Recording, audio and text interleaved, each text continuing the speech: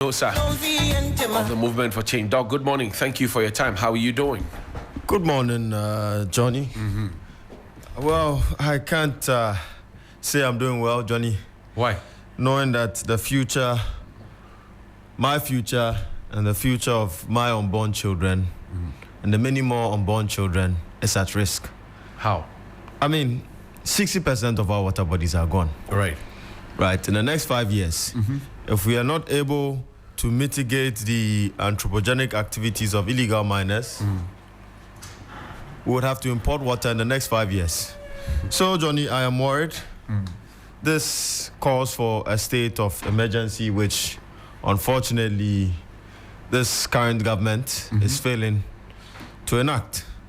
Right? 60% of our water bodies are gone. That's dangerous. And the land degradation rate is about 135,000 hectares per year. Right.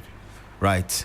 If you look at our forest reserves, we have 266 gazetted government forest reserves. Right. Now, out of these 266, 38 have been lost. So, looking at the rate of degradation, if the government is not able to mitigate this risk and stop it once and for all, in the next 9 years, we will lose all of our forest reserves. Well, let me host Felicity Nelson, who's joining us now. She was one of the few freedom fighters who went out on the streets, you know, asking the government to stop Galamsey now. She was picked up. The court looked into her face and said, go into the cooler for 2 weeks. Felicity, good morning.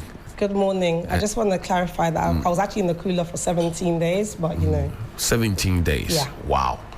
And how does that make you feel, knowing that you went out for a good cause and then you were thrown in there? Honestly, I'm proud. I feel honored. Ghana is worth a sacrifice. I think that it actually demonstrates to me that I'm doing something very important. And if my voice didn't matter, they wouldn't need to keep me away for 17 days. Right. So my voice matters. And so I'm happy. I'm happy. So, and of course it's ridiculous that, you know, if you go out for a protest and then you end up in a police cell. Right. Of course that's wrong. Right. But I don't have any regrets that I went to the protest. Will I go to a protest tomorrow? Absolutely. Because especially on an issue like Galamsey, I think it's so critical, it's so important that, you know, if it means I'm going to lose my liberty, then so be it. What were you told? I mean, you were on the ground, you were trying to rally people and tell people, don't do this, don't do that. Was obviously one of their leading voices. Yeah. And then all of a sudden, we saw that there's a police lady holding you. What were you told? So, it's so funny. I was actually doing a Facebook Live telling people that it's really safe for them to come. So it's really safe for them to come and, you know, the police are here, we're here, like it's safe. I was actually doing like giving them an aerial view and everything. And I see the police approaching. So I actually turned my camera towards the police as they were coming towards me. Because again, I'm standing on the side of the road and I'm not doing anything. So I didn't think anything of it. They come to me, take her phone, take her phone, take her phone. They like wrestle my phone. I'm talking about 30 police people who 30, 40 police people who surrounded us. Around just you and a few people? Yeah, a few people that were there. And they start pushing us, hey. And so one of them actually pushed me really aggressively. So I stopped and I said, wait, why are you pushing me? You know, I can walk. If you want me to walk towards a certain direction, just say walk this way. So as they said that, then this female police officer ran and said, oh no, just leave her alone. I'll take her. So this is all this is happening like. So that was a female police officer I saw holding one part of your arm? Yes, because she came in to she basically came to intervene. Okay. Because she saw how aggressive, because these are all male police officers. Right. And, you know, they even like hit Amma, like at the time, Amma was right next, Amma Governor was right next to her. So they hit her like on the back. So she was like shouting like, why are you hitting me? You know, very aggressive. So we go and we sit down and then so I'm thinking, okay, the worst case scenario, they're gonna say, you guys should go home. Right. Or you can't stand here, or remember we were standing we were not on the road. Okay. We were standing on like next to a wall on the side of the road. Right. Public place. And they sit us down, they even gave us chairs, but I refused to sit because I thought, what the hell is this? And then they said, you know, then they start bring your phone. So and I said to them, why are you taking everyone's phone? you haven't, you know, and then you're taking phones, you're not putting any names down. How are you going to be sure? Identify my phone from Ramsey's phone and Felicity's phone. So, and you know, so even in that moment, I'm just thinking of like, what's wrong here? And then the guy starts saying, oh, I'm not part of the protesters. And I'm saying to them, yes, he's not one of us. He's actually not one of us. I've never seen this man before. And he says, yes, my wife just gave birth. She's at the 37 hospital. Okay. If you don't believe me, 2 of your officers can come with me into the hospital. She's on admission, so we can go and verify. Hey, and I'm like, can you guys listen to this man? Like, I don't know him. We don't know him. And if he's saying his wife is there, like, you can't just... So cross the road and go into the hospital. But we're in front of the hospital. They don't have to cross the road. By now, we're in front of the hospital. Okay. So they don't have to cross the road. You're just walking. Yeah. So they could just walk into the hospital with him.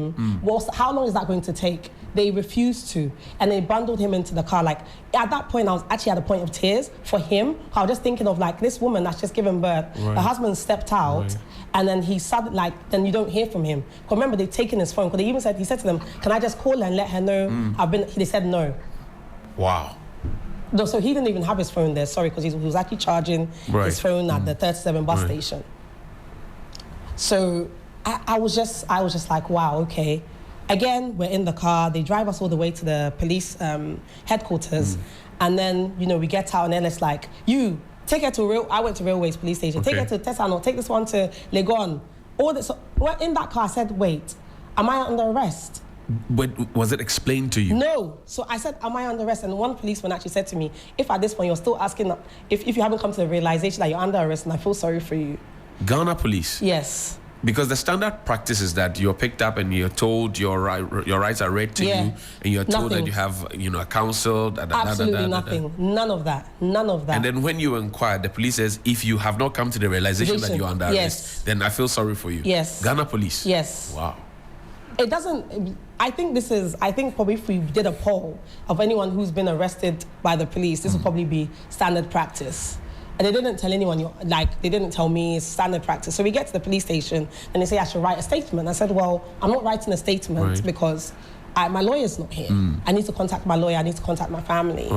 And he said, oh, just write that you're not writing a statement because your lawyer's not here. And I said, no, I'm not going to do that. So it was on that paper, he'd already written some things. I saw, it says, arrested for unlawful assembly. So that was my first time realizing, 1, I was under arrest, and then 2, for an unlawful assembly. This was at the police station, at the Railways police station. But you had agreed with the police that you were going out to demonstrate on such and such a date. Yes. So how is it unlawful?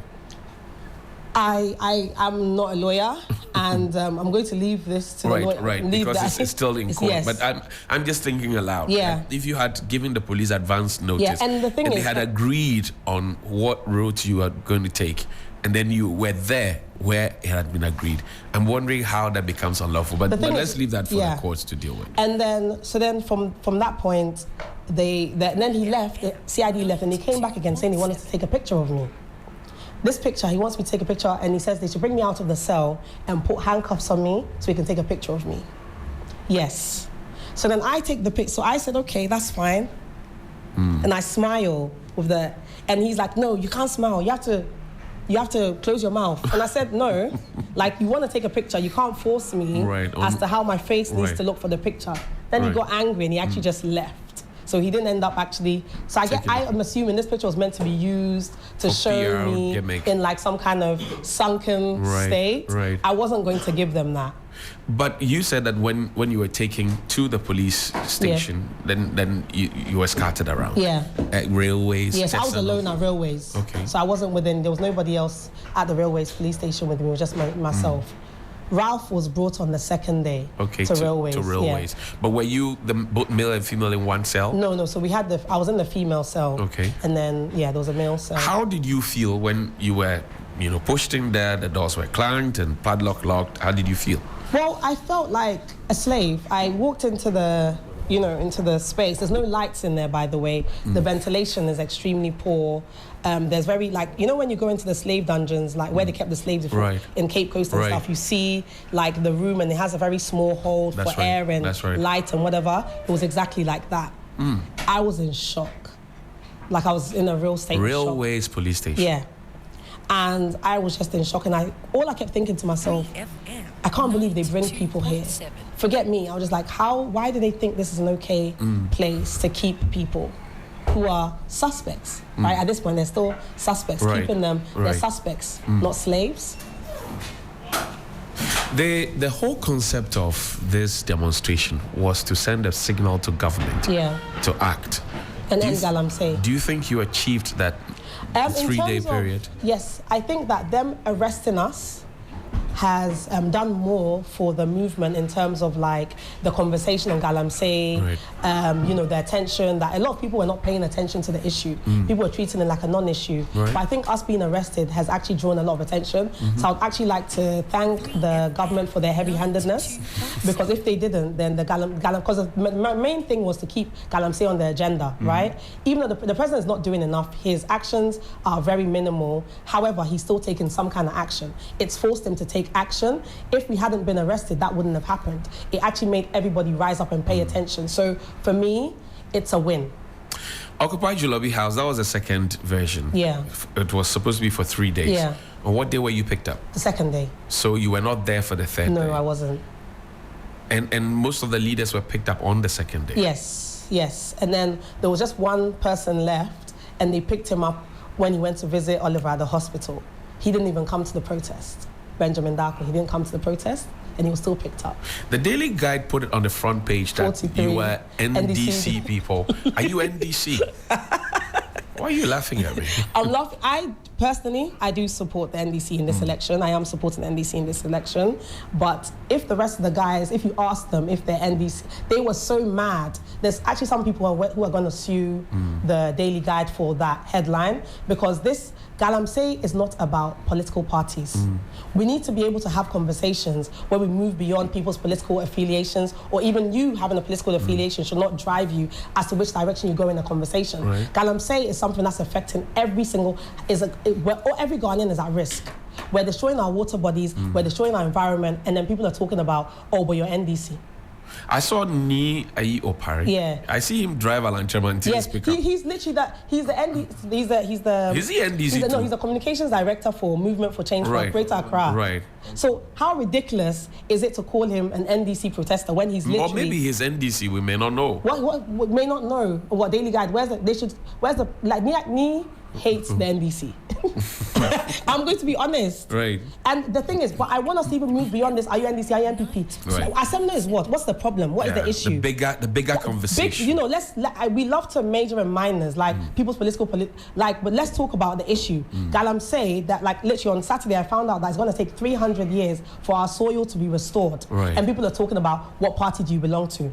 Like, can we elevate the conversation? The Catholic Church went out last Friday. Amazing, kudos to them. You know, the church across the world, you know, when you think of apartheid in South Africa, you think of the civil rights movement, the church has been the conscience of the nation, and the Catholic Church has really shown leadership in that regard. It's a damn shame that the charismatic churches are not doing the same. They have the numbers, they have they're just quiet, they're silent. Some of them are doing prayer sessions. Instead of, you know, speaking truth to power, they'll rather have these politicians in the, you know, the front row of their churches, giving them money, instead of actually, you know, speaking truth to power. Like Galamsey, babies are being born with defects due to Galamsey, and the church is quiet, and people are quiet, and people are not angry, people are not outraged. Really? My final question to you: would you hope for the president to speak to the nation, because he hasn't spoken to the nation thus far? Over the years, we've all noticed that the president only speaks to foreign media. So I'll be very surprised, apart from when he was doing his fellow Ghanaians addresses, I don't think he regards Ghanaians that highly. And didn't he say, like, last year that he checked out and the next person who comes to take over? So as far as I'm concerned, he's already, like, his hands are off the wheel. He's still our president. Yeah, well, do I expect him to speak to should he be addressing the nation? Yes. Is he going to? It's highly unlikely, because I don't think that he's as invested in the country. I think he told us he checked out, and I believe him, because I'm looking at the way the country is being run, and, you know, the mismanagement, the economy, our health service, our education service. It's clear that there's nobody at the helm of affairs. Do you think perchance organized labor would have then I'm disappointed in them. Why are you disappointed? They said they have seen what government is doing. Do they think that government has answered some of the questions that they had? Sending soldiers in to burn excavators, you think that's decisive action? Every time, booga booga. like let's apply a bit more, for want of a better word, nyansa, to these things. But yeah. Felicity, I thank you very much. I know you have to go onto Captain Smart's platform. I have to go to court. Yeah, court. Oh, yes. Sorry about that. I wish you all the best. Charges have not been dropped. I wish you all the best. Yeah. 3FM.